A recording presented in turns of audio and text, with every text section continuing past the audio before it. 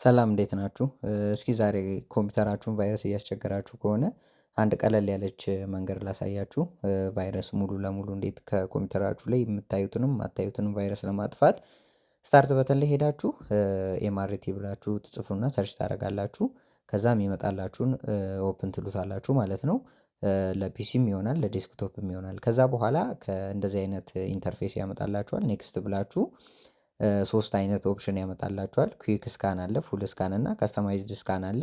ኩዊክ ስካን ማለት ያው ሙሉ ለሙሉ ሳይሆን የተወሰነ ያክሉን፣ ፉል ስካን ከሆነም ፉል፣ ከስተማይዝም ከሆነ እናንተ ስካን ማድረግ የምፈልጉትን ፓርት መርጣችሁ ስካን ታደርጋላችሁ ማለት ነው። በኋላ እንደዚህ አይነት ኢንተርፌስ ይሰጣችኋል።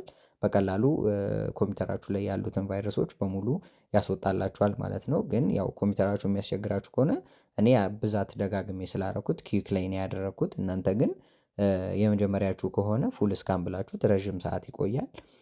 ያንን ቆይቶ ሙሉ ለሙሉ ሪሙቭ ያደርግላችኋል ማለት ነው። ሌላ ጥያቄ ካላችሁ ኮመንት ላይ አስቀምጡልኝ። በቀጣይ ቪዲዮ እሰራላችኋለሁ።